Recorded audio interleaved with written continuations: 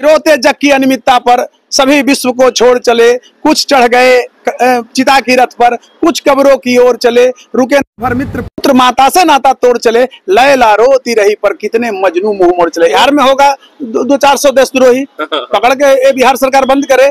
जिस पाकिस्तान को इंडिया ने नस्तानाबूद कर दिया, जिस पाकिस्तान को इंडिया ने 9 ठिकानों की तबाही के साथ साथ पूरे पाकिस्तान को भगदड़ मचा दिया। पहलगाम अटैक में जिस तरीके से मासूमों की हत्या करवाने में ज्योति मल्होत्रा कह रही है कि ये सब जो है, जो भी टूरिस्ट हैं वो खुद गलती करते हैं और उनको समझना चाहिए और सुरक्षा की कमी है भारत में। अब बताइए कि इंडिया के रहने वाली गद्दारी, देशद्रोही और एनएसए जैसे धारा लगाने वाली बात इनको होनी चाहिए। और ऐसे में हम तमाम मसले पे बात करेंगे। हमारे साथ हैं हाई कोर्ट के जाने माने अधिवक्ता हैं डॉक्टर कौशलेंद्र नारायण जी, इनसे जानेंगे। लेकिन कौशलेंद्र जी, हम सभी को खून खौलता तब है जब हमारे देश के अंदर में ही लोग गद्दार होते हैं। अब पुरुष तो है, महिला भी गद्दार होती रह रही है। किस तरीके से गद्दारी का परिचय देकर के हमारे देश को ये धूमिल कर रही है। ये सर्वप्रथम तो मैं आपको धन्यवाद देता हूँ।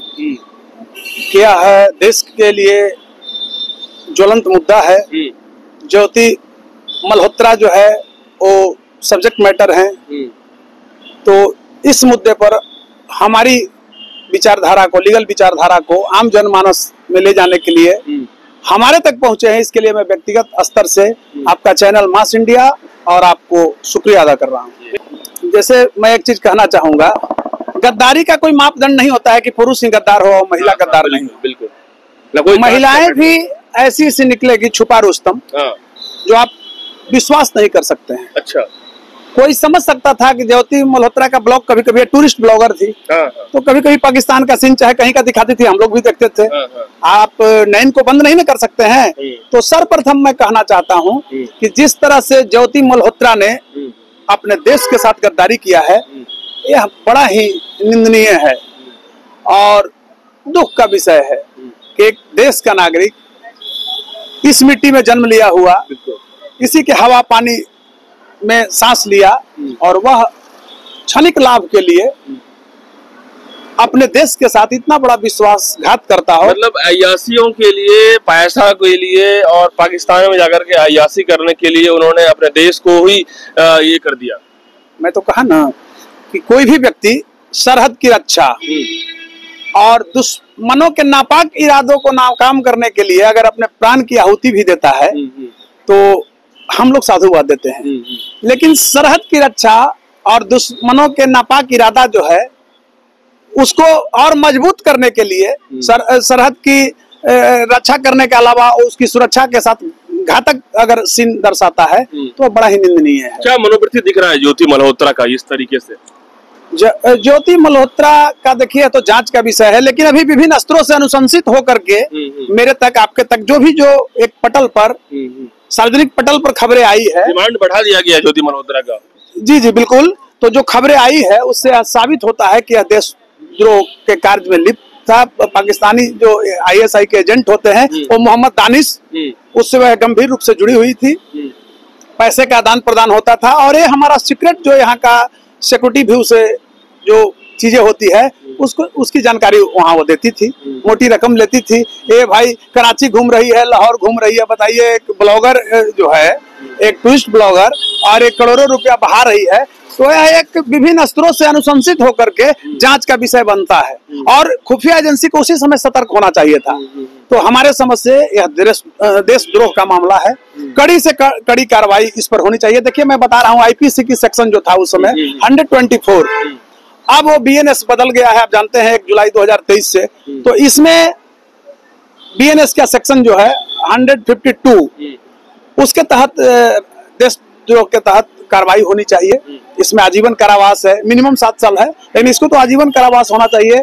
कोई भी अगर देश के संप्रभुता के साथ अगर खिलवाड़ करता है तो कड़ी से कड़ी उसे सजा मिलनी चाहिए। आजीवन कारावास, आजीवन कारावास।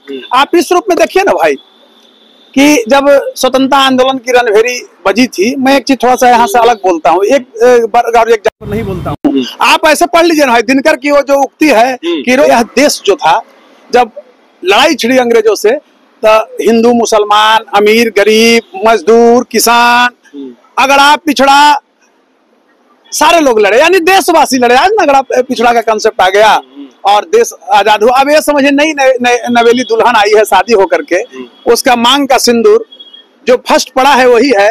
दूसरा चीज वो जो लाली है उसके तलवा में नख रंगी है, नेल पॉलिश भी नहीं झरा है, और उसका पति जाता है और मारा जाता है। एक माँ अपने बेटा को खिला के भेजती है और वो घर से निकलता है, स्वतंत्रता आंदोलन की लड़ाई में कूदता है और मारा जाता है।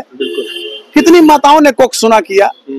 और पद दलित राष्ट्र जब होता है तब सैनिक शक्ति सुलगती है, पद भ्रमित होता है स्वदेश तब शक्ति शिवा की जगती है। तो शक्ति शिवा की जगती है, उसमें हम लोग भी हैं। वकील को सिर्फ एक जीविकोपार्जन के लिए मुकदमा लड़ना ही काम नहीं है।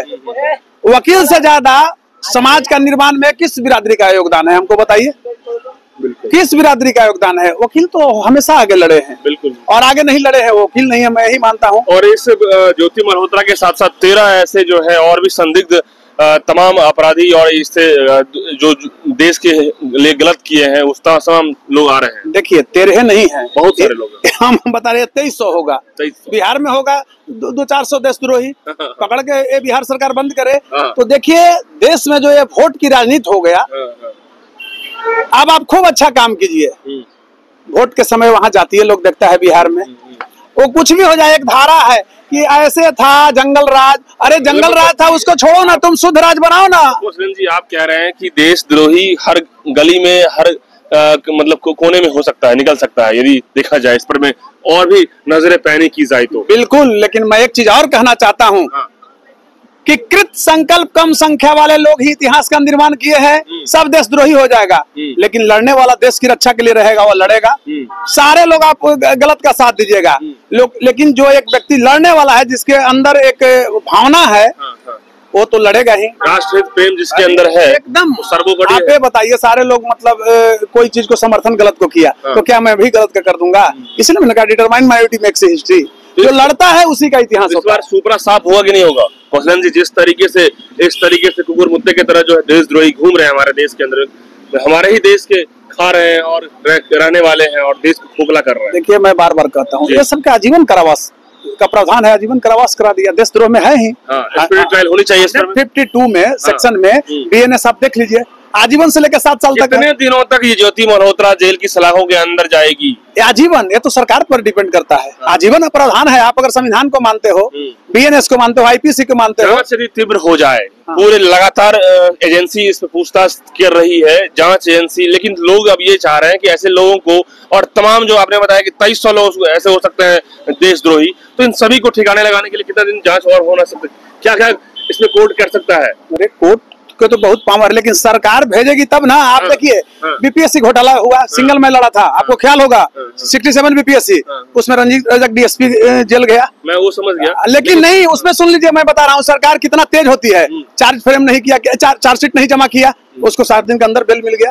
तो ये सरकार पर डिपेंड करता है कि उसको चार्जशीट में क्या आप लगाते हैं चार्ज, और चार्जशीट जमा कीजिए उसको। अगर आप बीएनएस 152 में करते हैं आजीवन कारावास होगा। कितना जल्दी फास्ट ट्रैक में कराइए, 2 से 3 महीना 90 दिन निर्धारित कर दीजिए, 90 दिन में करा दीजिए। 90 दिन में इनका जो है काम क्लियर हो जाएगा, काम क्लियर करा दीजिए, अंदर रहेंगे। तो आप वहीं छोड़ दीजिएगा, वहीं कहीं सही कीजिएगा, उसमें भी देखने का चीज नहीं। गद्दारों की कमी है क्या इस देश में? आप नहीं देख रहे हैं? संवेदना वाली बात है, क्या बात करते हैं? तो उसका जांच बारीकी से कीजिए और कड़ी से कड़ी सजा करा दीजिए। अगर एक बार अगर सजा किसी का होता है, उसका परिवार कभी अपराधी बनना चाहेगा? अगल बगल बनना चाहेगा?